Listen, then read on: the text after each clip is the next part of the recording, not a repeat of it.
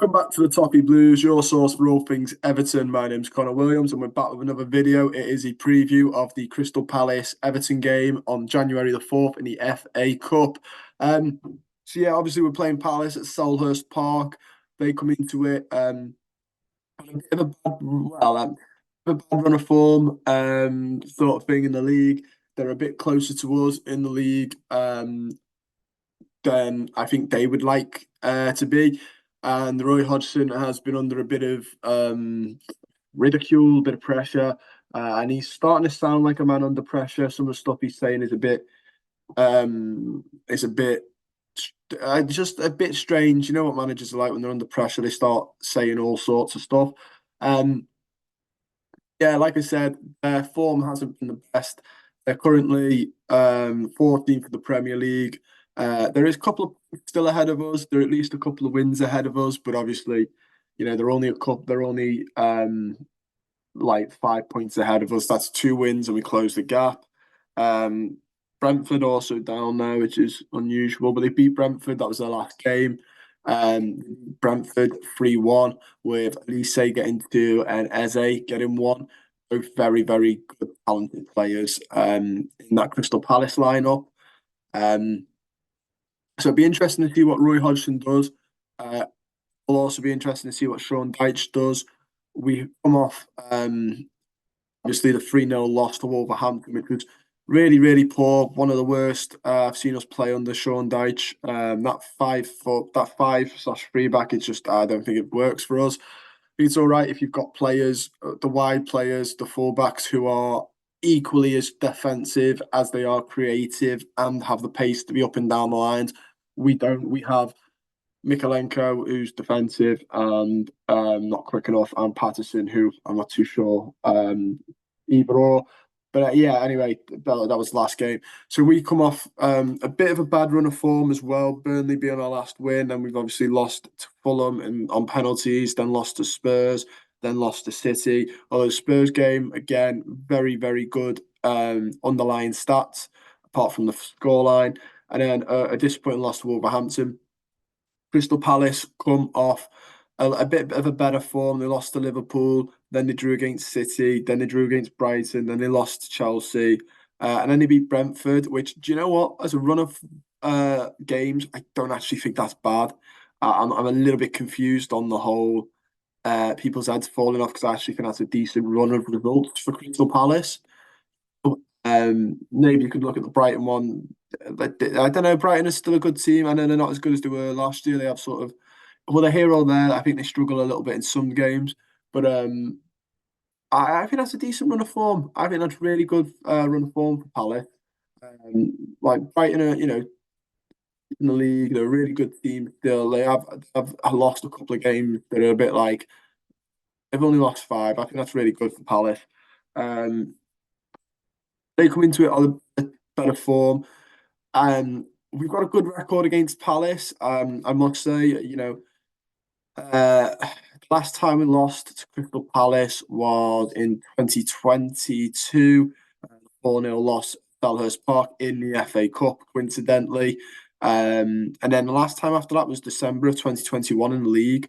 We beat them the last three times we faced them and drew once. So decent run there. Obviously, one of them being that infamous 3-2 win at Goodison Park. Interesting to see how we do against them. A couple of players missing for each team. Sergei still a doubt. Abdoulaye Doucouré still a doubt. I don't know what's happening with Dele Alli. Ashley Young is still out. For them, Doucouré is obviously out for the season. Joe Ward is out. Nathan Ferguson, Rob Holding, and Sam Johnston is doubtful, the keeper, which could benefit us slightly. Although they have got Dean Henderson, who is still a very capable keeper. The lineup they played was very, very good. They had Tyrick Mitchell. They've got some really good players here. Mateta, I think, is an all right striker. I know he doesn't get all the goals, but he's a decent striker. Ayew is a decent footballer as well. And then obviously the two main men are Eze and Elite. Both very, very good footballers. It has to be said. And very, very tricky as well. when we played them this year, we know what they're like. Um, Very tricky around the box. They can go down, and if they can, they will go down. Sort of vibe.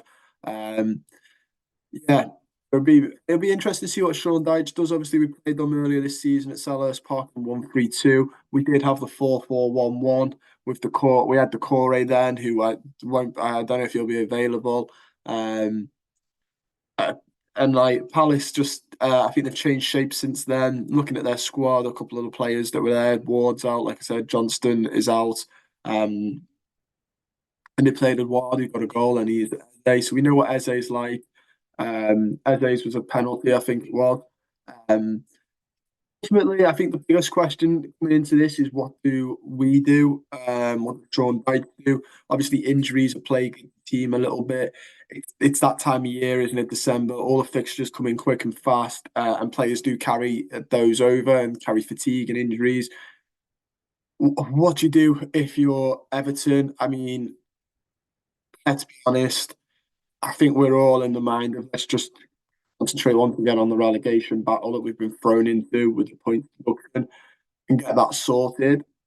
I don't think anyone's really saying let's go for the FA Cup right now.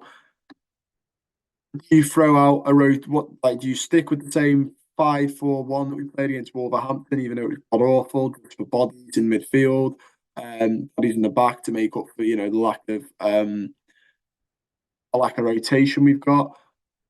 Or do you go back to the 4-4-1-1? I prefer to go back to the 4-4-1-1. I've seen enough of that five back to suggest that we don't want it played again. I think he played against Burnley and he played against Villa, and they were too good. Well, Burnley's not so much, but Villa's was a good result.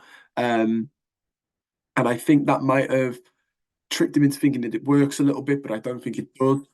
I would prefer the 4-4-1-1. The other question is, who does he play? Does he rotate the squad? Because, like I said, fixtures are coming in heavy. Is this our priority this year? Should we rotate the squad? Looking at the bench from the Wolverhampton game, it was a pretty strong, obviously, Michael Keane coming in instead of the core. Otherwise, this lineup hasn't really changed much this season. We see Andre Gomez, if it's a 4-4-1-1, come back into the fold. Could we see Seamus Coleman get more game time?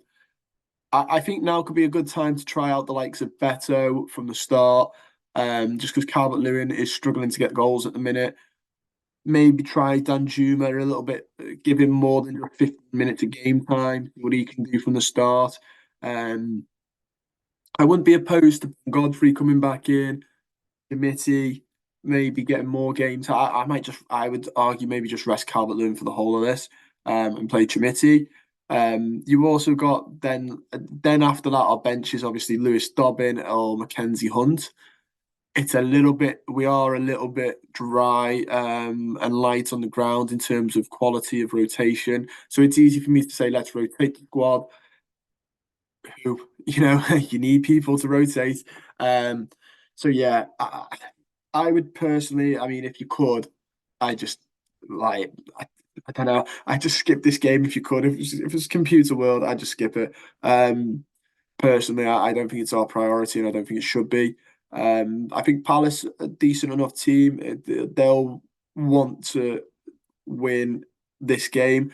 As will we. As will we. You want to win every game of football. I just don't think it's. I don't think we should be breaking the bank or trying to, run the risk with any players because this isn't a priority in my eyes.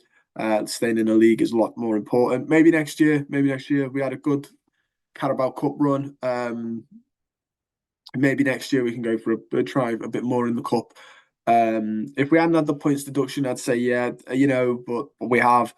Also, if we had more depth, I just don't think we've got the depth for a cup run. Teams that go in for them really need the depth, or they need to be middle of the road.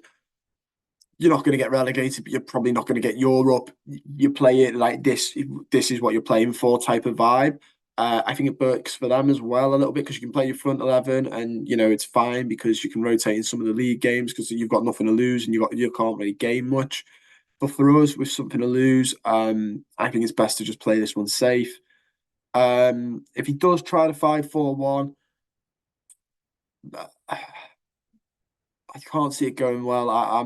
I think I think if it wasn't for the injuries, he'd never change the shape. And the shapes work in the 4-4-1-1. So I hope he brings that sort of back. Maybe Andre Gomez gets more game time. He's getting more and more. Maybe start him, see how well he does. But yeah, that's all we've got time for. Don't forget to like the video, subscribe to the channel if you're not already, and comment down below your thoughts for the Crystal Palace Everton game.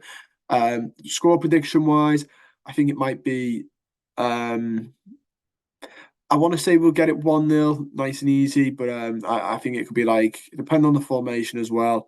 I think it'll be really tough. I'll go 1-0. I'll go 1-0. We want to, just get it over and done with. We don't want anything else. Sort of, the least amount of time we can play, the better.